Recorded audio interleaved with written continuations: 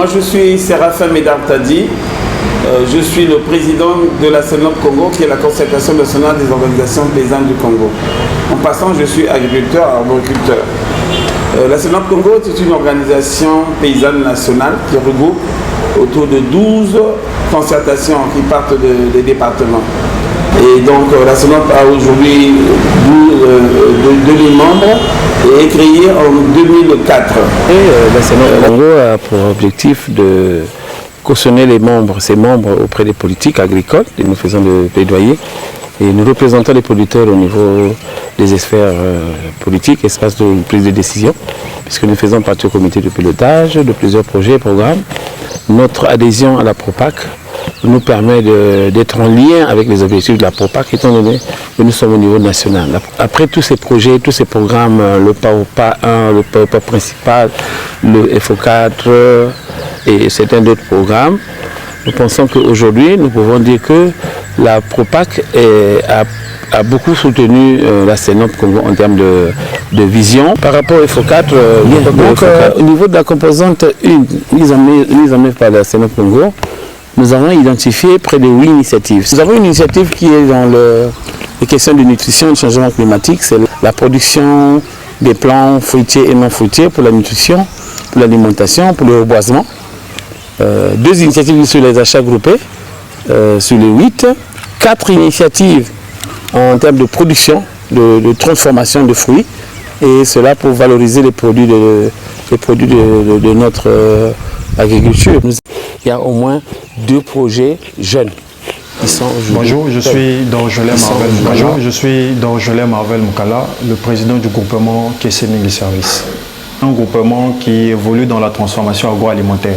Nous avons une gamme de farines, de bouillie, fait à base des céréales comme le maïs, le soja, il y a du riz et c'est parfumé avec de la banane, de la pomme de terre, ainsi de suite. Et nous avons une gamme de confitures, fait à base de la mangue, de la papaye, de l'ananas.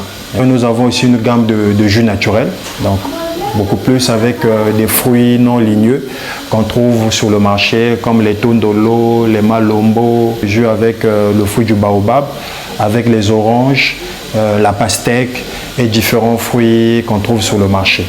À travers la CENOP Congo et de son partenaire, la PROPAC, nous avions reçu un appui du programme FO4 ACP. Début de l'année 2019, nous avions reçu un appui de 8 millions qui nous avait permis à l'époque de pouvoir avoir du matériel. Donc à l'époque, lorsque nous produisions nos farines, les bouillies, on sous-traitait le travail. Donc ça, on partait faire broyer notre mélange chez les voisins. Donc grâce au FO4, on avait eu 2 machines, donc 2 broyeurs d'environ 7 chevaux et demi. Donc nous étions à cette époque capables de pouvoir maintenant produire 500 pièces minimum par jour.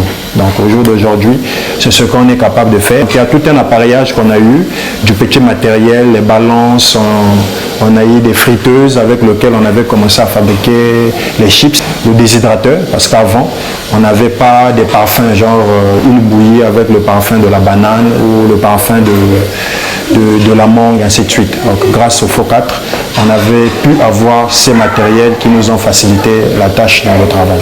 Je suis M. Régis Masro Kikota, responsable d'hygiène et de contrôle de qualité à la coopérative Délice Coopérative Traiteur, en sigle DELCOP-T. C'est une coopérative qui est spécialisée dans la transformation de fruits et légumes.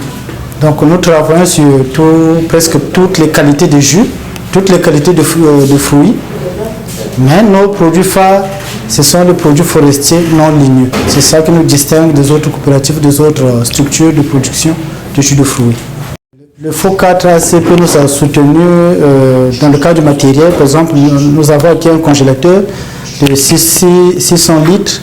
Nous avons acquis aussi des capsuleurs qui nous ont permis d'augmenter aussi la capacité de production. Je m'appelle M. Bileko Ivan Rodrigue. Je suis le chef de production de la structure Santé et Nature. Nous sommes sur la transformation agroalimentaire. Notre produit phare, c'est le moringa. Nous avons reçu la subvention de la CENOP qui nous a soutenus durant tout un long processus nous avons reçu du matériel, nous avons le séchoir qui nous a permis pour que nous puissions transformer le moringa en poudre. La balance, les ustensiles de cuisine. L'acquisition de ces machines nous a permis d'abord pour que nous puissions augmenter notre production. La production s'est élevée et le rendement aussi a été équitable au vu de ce que, parce qu'on travaillait seulement d'une façon rudimentaire, mais quand nous avons reçu les machines, cela nous a permis pour que nous puissions élever la quantité. Autrefois, on faisait la cueillette. On avait soit 50 kg de moringa qu'on transformait, qu'on séchait et puis transformait en poudre d'une façon rudimentaire. Mais quand nous avons reçu l'acquisition, pratiquement nous avons augmenté en allant vers les 150, 200, 300 kg de moringa. Donc l'appui du FO4 nous a vraiment permis d'être indépendants. On a pu avoir le matériel nécessaire pour pouvoir produire le packaging nous-mêmes. Donc comme vous voyez par exemple la bouillie caissée, actuellement le carton nous le fabriquons nous-mêmes. Et ça c'est l'appui du FO4 ACP. En termes de chiffres, en sous-traitant le travail chez les autres, nous étions autour de 200 paquets qu'on pouvait produire au maximum en une journée. Donc en ayant nos propres machines, nous étions en ce moment-là capables de produire au minimum 500 paquets de bouillie comme ça par jour. Grâce à la visibilité que nous avons pu mettre en place dans la communication sur Internet, dans les supports de communication comme les t-shirts, les bannières que nous avions collées sur des véhicules, ça avait permis à ce que la gamme qui essaie se connaisse convenablement. Et donc on avait commencé à partir de là, de vendre environ 1000 à 3000 pièces maximum par semaine. Donc avec l'aide du FO4 qui nous a permis d'augmenter la capacité de production, nous avons pu décrocher un marché au niveau du supermarché Casino où nous avons un rayon que nous exposons nos produits. Nous avons mis aussi une stratégie de vente en ligne. J'avais ouvert un compte Facebook. À travers ce compte, les gens, nous sommes un peu visibles par plusieurs personnes qui nous appellent et puis nous livrons à domicile. Nous travaillons également avec les restaurants.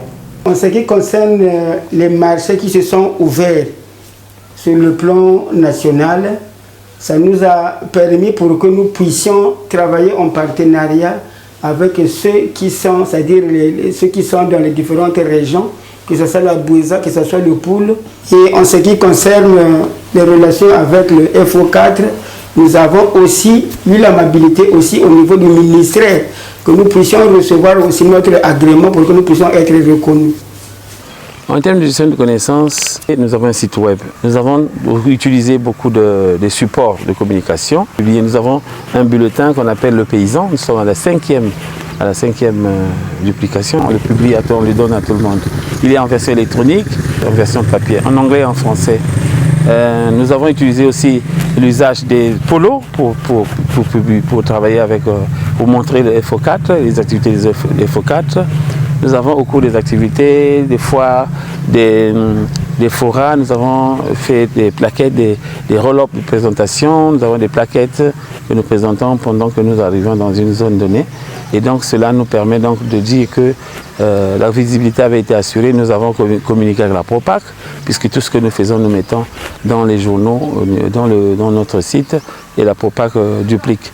Nous avons communiqué avec la presse nationale, sinon on pourra faire un pressbook. On a eu beaucoup de communication et aussi on peut vérifier nos activités dans la CI, l'Agence congolaise d'information pour le Congo-Brazzaville. Nous rencontrons des difficultés, principalement le problème d'électricité, donc d'énergie, qui arrive souvent et ça nous empêche de pouvoir travailler de manière régulière. Et donc pas moyen de pouvoir écraser la farine en sachet. Et donc il y a des commandes, mais nous ne pouvons pas répondre à ce besoin-là. L'autre difficulté que nous faisons face en ce moment, c'est dans la distribution. Donc nous avons des partenaires de distribution qui en ce moment ne respectent pas les termes du contrat. Donc il y a un qui a un reliquat de pratiquement 4000 pièces de bouillie et le problème est arrivé jusqu'au parquet parce qu'il nous doit à hauteur de 1 800 000. La difficulté majeure dans notre activité, ce sont les emballages perdus. Nos produits sont bio, sont conservateurs. Nous utilisons les bouteilles cassables C'est ça qui nous donne quelques difficultés pour les récupérer. Donc nous sommes en train de voir avec d'autres transformateurs comment résoudre ce problème de déficit des emballages perdus.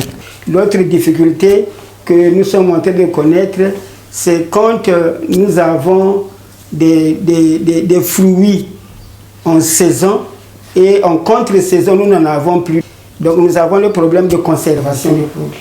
Pour pallier aux difficultés, on a recruté un nouveau responsable de vente qui, en ce net moment, est tenté de mettre des annonces sur Internet, on est en train de partager des tracts dans les lieux publics, notamment le marché, des petits bouts de papier sur des annonces.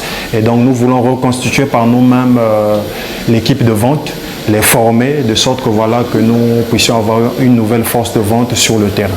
Je viens d'être élu vice-président du collège des jeunes de la Propac.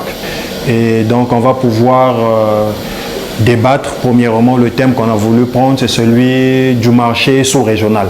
Donc avec des collègues qui sont par exemple au Cameroun, on va pouvoir prendre les bouillies Kiessé ou les produits qu'on fait chez Kiessé pour pouvoir vendre sur ce marché-là. Donc on veut créer un marché interrégional, sachant que ça, grâce à la Propac ou au collège de jeunes, ça devient une nouvelle famille, un réseau qui va nous permettre chaque membre dans différents pays de pouvoir trouver ou aider les autres à accroître leur marché.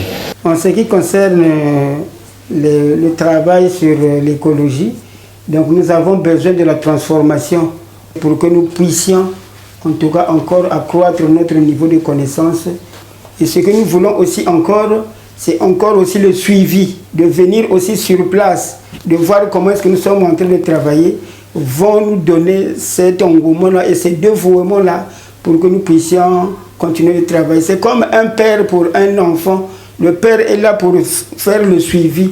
Et nous, pour le FO4 aussi, c'est un père pour nous, pour que dans le cadre des unités de transformation qui se trouvent dans notre pays, et le FO4 est là pour nous soutenir afin que nous puissions nous maintenir dans la transformation. Nous remercions tout d'abord le FO4 ACP pour le soutien et nous espérons qu'ils vont continuer à nous aider ou à être à nos côtés pour nous soutenir dans les problèmes que nous venons d'énumérer, notamment le problème d'électricité, le problème d'eau, le problème d'emballage et puis un fonds de roulement serait aussi la bienvenue pour faire face à tout moment au problème d'approvisionnement de matières premières pour faire la contre-saison. Je pense que l'une des difficultés était de bien fixer le calendrier agricole parce que nous n'avions pas toujours eu l'occasion d'avoir les moyens au moment où nous devions donc réaliser. La deuxième chose, c'est les producteurs ont pensé qu'il y a un problème de, comment on appelle, marché. Le marché n'est toujours pas encore acquis parce que, étant donné qu'on ne peut pas faire des grandes quantités, une stratégie de mobilisation de ressources à travers un fonds d'appui, et au niveau de la commercialisation, des hubs de commercialisation. Il faut faciliter la commercialisation de nos membres. Ils peuvent partir d'un point à un autre et les producteurs, les acheteurs viendront trouver ces produits-là au hub. Ce même hub pourra servir de hub de transfrontalier entre nos pays. Aujourd'hui, avec la route qui est ouverte, nous pouvons transformer, nous pouvons amener nos produits aux frontières des autres pays et les autres aussi viendront avec d'autres produits. Et développer un outil que nous on appelle la vidéo nomade. La vidéo nomade, c'est un mécanisme de capitalisation de formation de proches. Ce que je dis, un outil mobile qui peut aller former les gens, qui peut le faire même pendant une semaine. On est en route. Et chaque soir, on projette des documentaires pour former les paysans à des pratiques agricoles qui puissent les aider à se renforcer. J'adresse d'abord mes remerciements à la Propac. La Propac, c'est le savoir, c'est le partage de connaissances pour la Propac et tous ses responsables qui sont là dans tous les pays. Tous les partenaires, le FIDA, la Commission européenne, les ACP, pour d'autres qui ont fait la FD, tous ceux qui ont soutenu le PAOPA, le FO4, nous les remercions aujourd'hui pour le résultat atteint. Ils l'ont fait au niveau régional, mais étant donné que c'est arrivé au niveau national, ça a été une réussite pour ces partenaires-là. Il faut les féliciter, il faut les encourager à pouvoir faire plus. Nous allons remercier le gouvernement du Congo parce que le gouverneur du Congo a été attentif à nos problèmes, à nos questions, nous impliquer à être dans les comités de pilotage. Nous sommes une organisation qui peut s'asseoir avec le directeur, monsieur le ministre. Pour moi, je pense que c'est très important de le dire. Et nous allons terminer par remercier tous les producteurs agricoles qui sont membres de la CNOP Congo, qui ont soutenu, qui ont partagé, qui ont qu'est-ce que je peux dire, qui ont participé aux activités que nous avons menées, notamment les formations, les visites, les forats, les projets. Vraiment, nous les remercions beaucoup. Personnellement, je suis très satisfait.